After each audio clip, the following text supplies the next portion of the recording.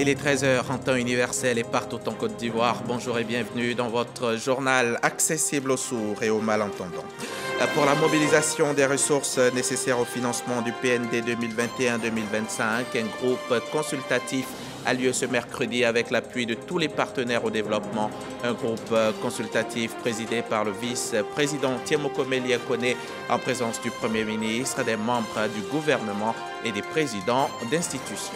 L'Africa CEO Forum 2022, c'est fini. L'événement qui a rassemblé pendant 48 heures le secteur privé africain a refermé ses portes hier mardi et c'est justement hier que s'est tenu le panel présidentiel, un panel auquel a assisté le président Alassane Ouattara, co-animé par les présidents sénégalais, nigériens et le vice-président ivoirien.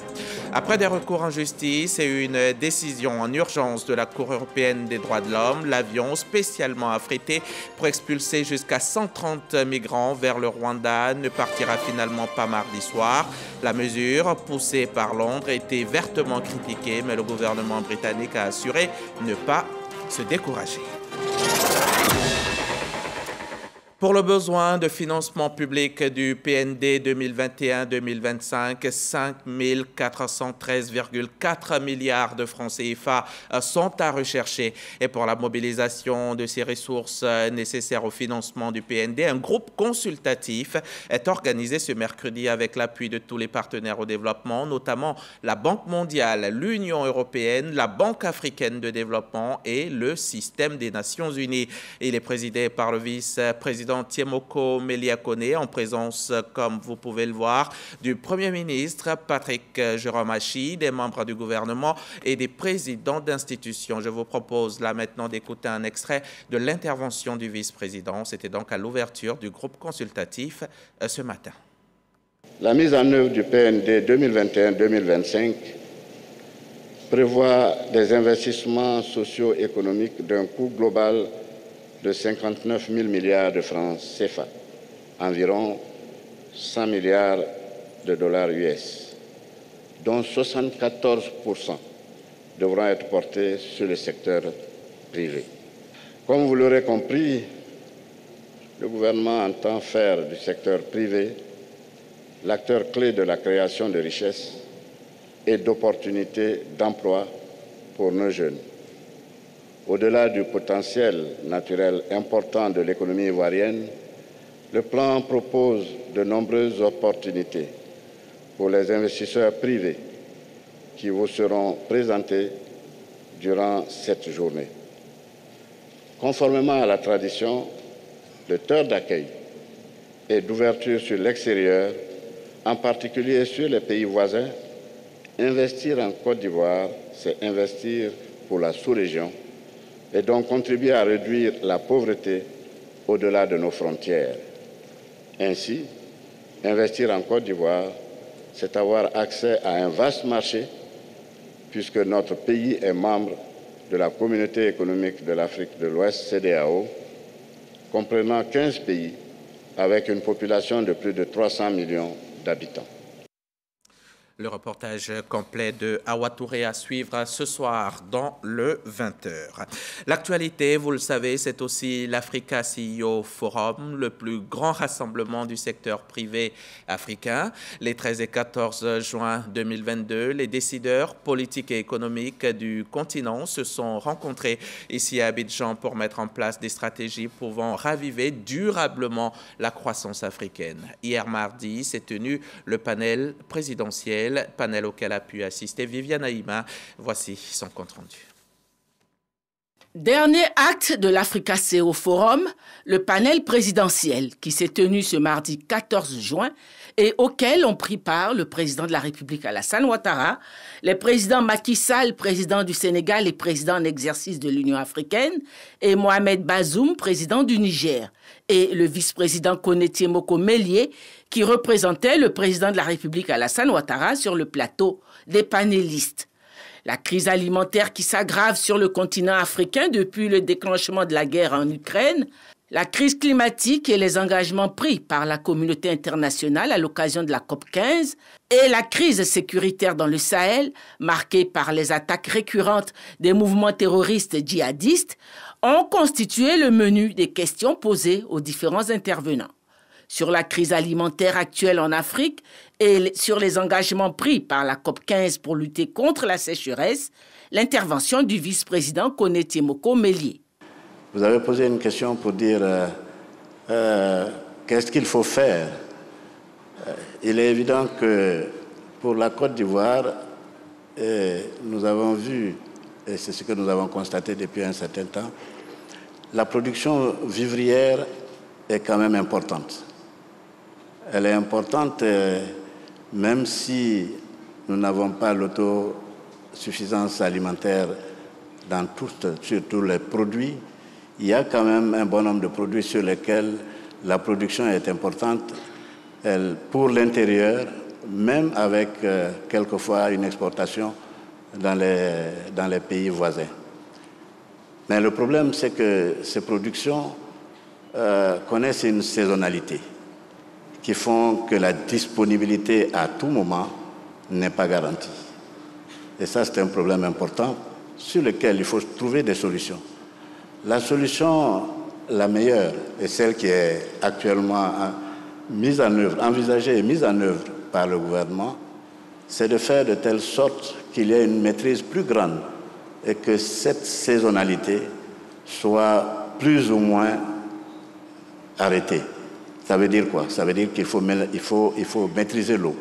Il faut maîtriser un certain nombre de facteurs de production qui permettent que cette production soit beaucoup plus constante, en tout cas dans le temps, et permettre une consommation sur une longue période par les populations. Maintenant, c'est sûr que ce n'est pas demain que ça se fera. Le programme est déjà en cours et on espère avoir des résultats importants. Mais en attendant, il faut compter aussi avec le temps et la pluviométrie.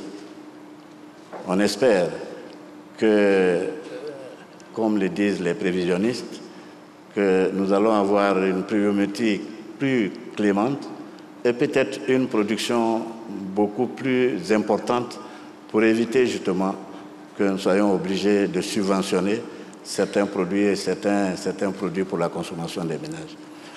Mais la solution définitive, c'est vraiment de mener des politiques, et elles vont coûter certainement cher, mais de mener des politiques qui permettent d'avoir une visibilité plus grande sur ces populations dans différentes régions.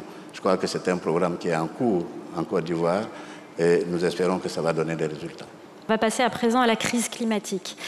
Une crise qui est déjà là sur le continent, qu'on vit au quotidien. La Côte d'Ivoire a d'ailleurs accueilli en mai dernier la COP15. La COP15 et la communauté internationale s'y est notamment engagée à accélérer la restauration d'1 milliard d'hectares de terres dégradées d'ici 2030. Monsieur le vice-président de la Côte d'Ivoire,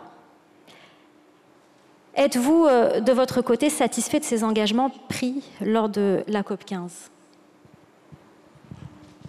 Bien, merci beaucoup. Si je me réfère aux résultats que j'ai vus, en tout cas de la COP15 qui s'est tenue à Abidjan, je peux dire qu'il y a des raisons d'être satisfait de ces résultats. Pourquoi? Je pense qu'il y a, si mes souvenirs sont exacts, il y a 38 engagements qui ont été pris et qui, à mon avis, s'adressent bien aux questions concernant la désertification et même la reforestation. C'est vrai qu'il est dit que ce n'est pas suffisant parce que tout simplement, certains auraient préféré qu'on aille un peu plus loin dans la recherche de ces solutions. Mais je crois que là aussi, ce que j'ai cru comprendre, c'est qu'il y a une commission qui a été mise en place pour approfondir justement ces questions sur la reforestation et la désertification. Ça permettra peut-être de trouver d'autres voies pour améliorer la faisabilité de toutes les décisions qui ont été prises. Je pense aussi qu'il ne faut pas non plus se baser sur seulement le problème des engagements, parce que la COP 15 d'abord a été précédée par un sommet des chefs d'État et qui a validé et qui a mis en place l'accord d'Abidjan. C'est quand même important. Il s'agit tout simplement d'un modèle qui peut permettre à tous les États de trouver les voies et moyens de mettre en place un système de reforestation et de lutte contre la désertification. Ce panel présidentiel a mis fin à la 8e édition de l'Africa CO Forum. Un reportage de Viviane Haïmin, Jérôme Begré et Célestin Frodo. Et puis vous allez le voir en image, à l'issue de ce panel présidentiel, à la clôture donc de l'Africa CEO Forum, les chefs d'État présents à Abidjan pour y prendre part ont quitté hier la capitale économique de Côte d'Ivoire pour regagner leurs pays respectifs. Ce sont donc Mohamed Ould Ghazouani de la Mauritanie, Mohamed Bazoum du Niger et Macky Sall du Sénégal qui étaient donc présents à Abidjan pour définir des priorités stratégiques pour façonner l'avenir des économies africaines. Pendant 48 heures donc, Abidjan a réuni un parterre de personnalités à l'occasion de ce Africa CEO Forum. En marge de l'événement, le vice-président de la République s'est entretenu avec les représentants de la Chambre de commerce américaine. C'était hier, toujours en présence de Viviane Haïma. Elle nous en parle maintenant. La Chambre de commerce américaine conduit une forte délégation d'hommes d'affaires américains à l'Africa CO Forum, a fait savoir le chef de délégation, Scott Eisner, au vice-président de la République, Koné Tiemoko Mélié, qui lui a accordé une audience ce mardi. Le vice-président et son hôte ont échangé sur la coopération et le partenariat économique entre les États-Unis et la Côte d'Ivoire. La Chambre de commerce des États-Unis a conduit donc une forte délégation multisectorielle ici en Côte d'Ivoire pour vraiment étendre la coopération le partenariat entre la Côte d'Ivoire et les États-Unis. Et donc ici vous avez une panoplie de compagnies. Vous avez donc Google, vous avez Sabastio qui sont dans le domaine de cybercriminalité, donc lutte contre la cybercriminalité. Vous avez EBD Group qui est de l'autre côté, qui fait des investissements dans le domaine de la santé, les cliniques. Mais c'est juste une partie des compagnies parce qu'il y a une très forte délégation qui est venue en marge donc du forum de CEO pour étendre la coopération entre la Côte d'Ivoire et les États-Unis. Déjà en 2021, l'ambassadeur des États-Unis en Côte d'Ivoire, Richard Bell, annonçait la volonté de son pays et d'améliorer sa coopération avec la Côte d'Ivoire en vue d'obtenir des résultats plus importants. Et toujours dans le cadre de cet événement d'envergure qu'est l'Africa CEO Forum, Dominique Ouattara, la première dame, a rencontré hier les femmes d'affaires présentes à Abidjan. C'était dans le cadre du Women Initiative, cette autre articulation du Africa CEO Forum qui portait cette année sur l'apport de la gente féminine au développement du continent. Le témoignage de Mahama Traoré. Quand le Gotha du secteur privé africain se retrouve à Abidjan pour plancher sur le développement du continent, la première dame de Côte d'Ivoire trouve le moyen de parler à ses sœurs femmes d'affaires.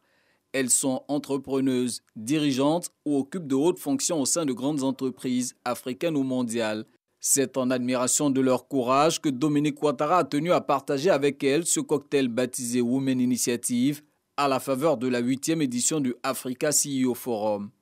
À l'heure où les décideurs publics, les dirigeants d'entreprises et les investisseurs se mobilisent pour élaborer des stratégies de reconstruction et de développement de l'Afrique, les femmes ont un rôle d'acteur de développement majeur à jouer.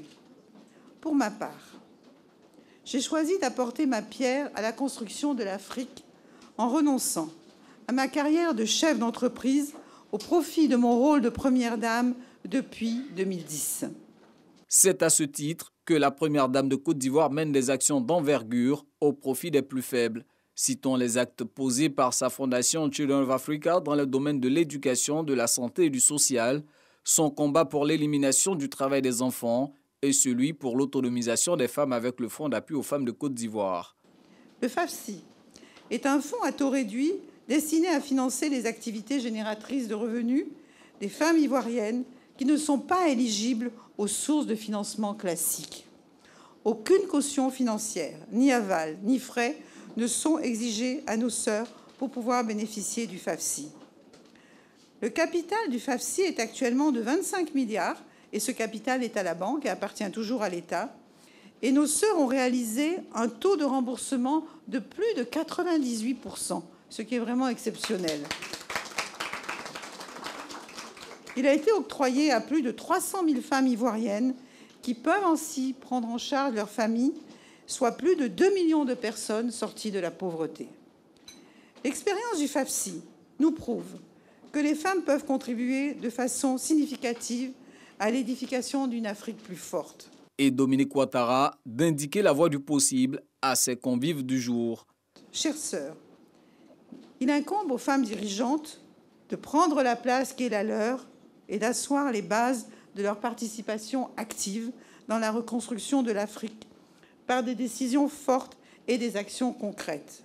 C'est à ce prix que nous pourrons jouer véritablement notre rôle dans cette Afrique en pleine reconstruction.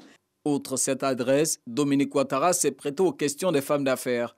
Pour certaines, bénéficier de l'expérience de la première dame de Côte d'Ivoire et pour d'autres, la soutenir dans ses actions pour un impact plus significatif. Puis notre reporter, après la rencontre, a tendu le micro à quelques-unes de ces femmes d'affaires. On va écouter leurs réactions. Félicitations à la première dame déjà pour cet élan de solidarité et de partage, de bienséance. Les femmes ont soif d'aller au-delà de ce qu'elles ont fait jusqu'ici. Nous sommes prêts à accompagner les femmes africaines d'exception qui font des choses incroyables sur le continent, mais qui ne sont pas connues ni en Afrique ni à l'Occident. Africa CEO Forum, il est important de dire que les femmes sont quand même une minorité et donc de pouvoir avoir un espace pour communiquer entre femmes dirigeantes, leaders politiques et même d'autres secteurs d'activité, c'est déjà superbe. Et d'avoir aussi accès à la première dame, qu'elle vienne partager avec nous et ses initiatives et des conseils et même répondre aux questions et échanger avec nous. C'est une très très belle initiative. Une fois que les premiers financements ont été donnés, nous les banques, nous pouvons venir soutenir ces femmes pour qu'elles puissent avoir des projets de plus grande envergure. Parce que, bon, comme vous avez dû entendre, les banques ne financent pas, mais c'est un écosystème que nous devons créer, un partenariat avec le gouvernement, un partenariat avec le secteur privé qui nous permet vraiment de réussir cette autonomie. Des réactions recueillies par Mahama Traoré et Lamine Dramé. L'Africa CEO Forum, c'est donc cette plateforme de rencontre pour de grandes affaires, des affaires de haut niveau. Donc, le forum a pour objectif de proposer des solutions concrètes, des solutions innovantes pour faire avancer le continent et ses entreprises. Le service économie s'est intéressé à un élément. Comment les Africains tirent-ils profit de cet événement important? C'est donc un reportage de Lanciné Bakayoko. C'est une première pour Richard Amor, un banquier d'affaires basé au Luxembourg. En faisant le déplacement d'Abidjan pour prendre part à ce Africa CEO Forum, il n'attendait pas mieux. L'opérateur économique a déjà fait de belles rencontres. Super fantastique, beaucoup de nouveaux contacts. Beaucoup de contacts qu'on n'a jamais vus ici avant.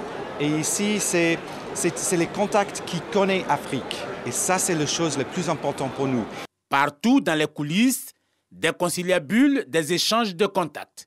Depuis 10 ans, les principaux responsables économiques et même politiques de la planète se retrouvent dans une capitale africaine pour trouver des solutions en faveur du secteur privé. Octavien Kofi, opérant dans l'ingénierie financière, a toujours répondu présent à ce rendez-vous. Les retombées sont encourageantes. La plupart de nos clients, c'est grâce au CEO Forum Africa que nous avons tissé pas mal de partenariats avec des sociétés importantes, avec des gouvernements. J'encourage ce forum à continuer pour permettre aux opérateurs africains de se retrouver sur une fois, 2 fois, 3 fois dans l'année pour voir dans quelle mesure il pourra avoir des échanges. Au cours de la dernière édition à Kigali, la capitale rwandaise a enregistré aussi une forte mobilisation. Même si la crise sanitaire et celle russo-ukrainienne perturbent le commerce international, l'ambiance chez les logisticiens, clé de voûte du trafic portuaire, n'est pas à la déprime, car un immense plan de rebond est dans le tuyau. Ce qu'on vient chercher, c'est vraiment de pouvoir se connecter entre Africains, parce que je pense que le continent africain est un continent très grand. C'est vrai qu'il y a un défi d'infrastructure qui est important et les échanges doivent être multipliés.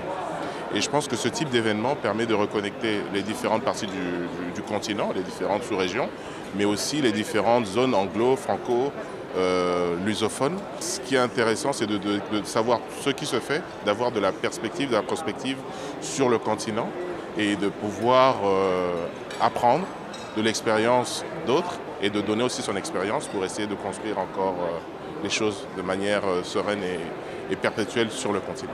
Se connecter à d'autres investisseurs, nouer des contacts business dans l'optique de créer une chaîne, construire des parcs industriels dans les pays africains. Ce forum donne une perspective d'expansion aux entreprises du continent. Nous faisons des rencontres, nous échangeons des idées, nous partageons des expériences. Et rien que ça, c'est une richesse incroyable. Et donc les problématiques, elles sont prises en charge différemment en fonction des contextes, des circonstances, des personnalités, des intelligences. Et donc ça crée un brassage, d'où forcément il sort des décisions, des résolutions, des conclusions qui permettent d'appréhender différemment les affaires, le développement, la politique. L'Afrique, aujourd'hui un grand marché avec une forte demande, beaucoup de travail, de coordination et d'investissement. Selon de nombreux entrepreneurs, l'Afrique n'est plus le continent sans espoir d'il y a 20 ans. Ses entreprises et son secteur privé y sont plus innovants et dynamiques que jamais. Sa jeunesse connectée et avide d'entrer de plein pied dans la globalisation. C'est l'occasion ici pour nous de pouvoir accompagner celles-ci qui opèrent et qui ont des besoins de plus en plus grandissants dans le contexte mondial qui est clairement affecté par la pandémie d'une part, les crises et les guerres d'autre part. À ce Africa CO Forum d'Abidjan, la Côte d'Ivoire prépare un programme national qui va booster les jeunes vers l'industrie. Question de dépasser les seules retombées bureaucratiques et symboliques internes aux entreprises. Africa CEO Forum, une autre porte s'ouvre pour l'Afrique. C'était un document signé Lanciné Bakayoko du service économie de la rédaction de RTI. Voilà qui referme le chapitre Africa CEO Forum de cette édition. Allons maintenant en France. En France, où se trouve depuis quelques jours le ministre de la Défense. Sur place, Téné Birahima Ouattara a visité Eurastory, le salon mondial de la défense et de la sécurité, une tribune pour les industriels du secteur de présenter leurs innovations en matière d'armement et de systèmes. Depuis la France, le reportage de Hugues Veblé. C'est un rendez-vous qu'il a plaisir à honorer, le Salon mondial de la défense et de la sécurité. Le ministre d'État, ministre de la Défense, Téné Birahima Ouattara, le visite avec la volonté d'en tirer le meilleur pour les forces de défense ivoiriennes. Nous voyons des choses qui sont très intéressantes. Le chef d'état-major des armées de Côte d'Ivoire est sur place. Il a visité certains stands et nous avons quand même pris des options, quelques options sur des équipements à acquérir. Surtout que M. le Président de la République vient de valider un budget important pour les équipements en matière de défense. Je pense que c'est l'occasion pour nous de faire le point à ce niveau-là. Désireux d'assurer à l'armée ivoirienne les moyens d'une performance toujours plus grande, le ministre Téné Birahima Ouattara a multiplié les séances de travail, de découverte et d'explication. Eurastory, le Salon mondial de la défense et de la sécurité, accueille cette année 2022 1800 exposants venus de plus de 60 pays. Ouvert lundi et jusqu'à vendredi, il donne la possibilité aux 57 000 visiteurs attendus de découvrir toute une série de nouveautés du milieu de la défense et de la sécurité. Entre autres, des véhicules terrestres, aériens et marins, des hélicoptères, des armes et des munitions, des centaines de matériels et de systèmes à découvrir, en grandeur réelle. Le salon, c'est bien Eurosatori. Et c'était un reportage d'Hervé Blé depuis la France. En France, où l'actualité Covid, c'est 29,1 millions de cas avec 146 000 décès.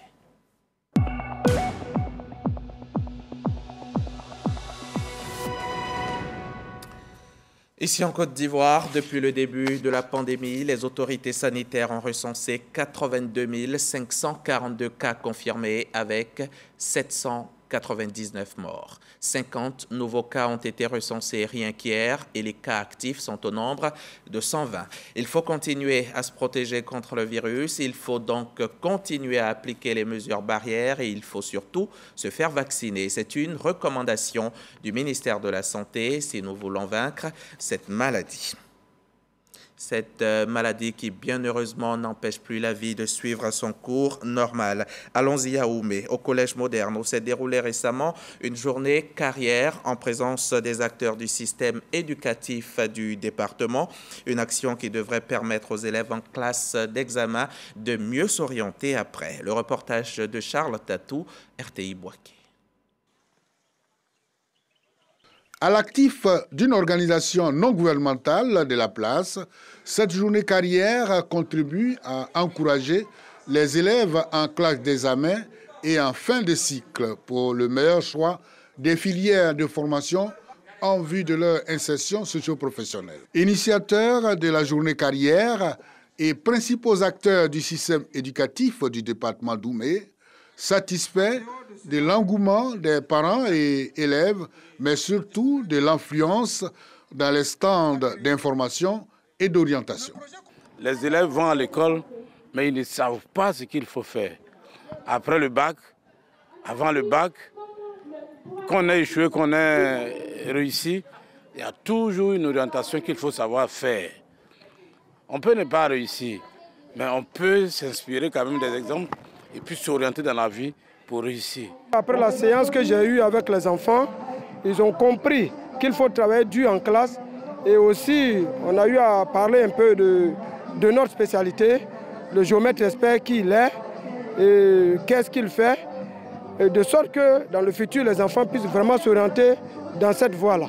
Le lycée moderne d'Oumé enregistre un effectif global de plus de 4000 élèves, dont 874 candidats au BEPC et 774 candidats au baccalauréat.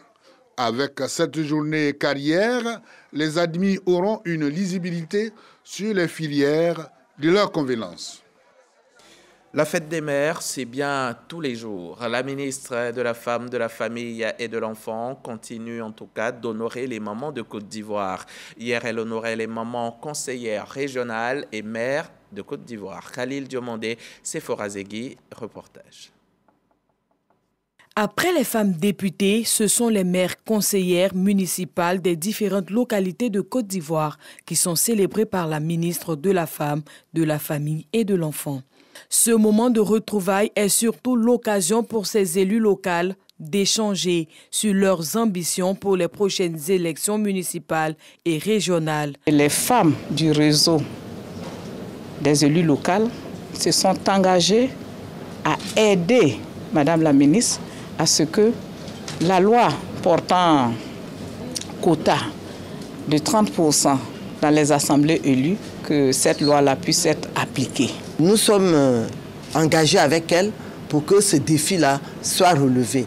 Et nous pensons que les Ivoiriennes sont capables, n'est-ce pas, de relever ensemble ce défi. Tout en rappelant les efforts du gouvernement pour améliorer la condition de la femme dans la société ivoirienne, la ministre Nasseneba Touré invite ses hôtes à renforcer leurs relations et à prendre toute la place qui est la leur. Les femmes peuvent être sûres qu'elles sont au cœur des préoccupations du président de la République. Elles sont au cœur de la Côte d'Ivoire solidaire. Tout ce que nous demandons, c'est que les femmes puissent s'unir, il puisse exister une solidarité vraie et réelle entre les femmes pour qu'elles prennent la place que le président a déjà montrée pour elles dans la société ivoirienne. Le ministère de la Femme, de la Famille et de l'Enfant entend multiplier les initiatives pour favoriser l'accession d'une grande frange de la gente féminine aux instances de décision en Côte d'Ivoire. On va refermer cette édition en Grande-Bretagne. C'était annoncé à grand bruit par le gouvernement britannique. Le premier avion d'expulsion de migrants devait décoller ce mardi soir, direction le Rwanda. Finalement, la Cour européenne des droits humains a obligé le charter à rester cloué au sol. La Cour européenne des droits humains a accordé aux passagers de l'avion une suspension de leur obligation de quitter le territoire. Pour les associations qui défendent les droits des demandeurs d'asile, cette décision émanant de Strasbourg est un soulagement. Et c'est ici qu'on s'arrête pour aujourd'hui. Merci de nous avoir suivis. À demain, 13h, RTI.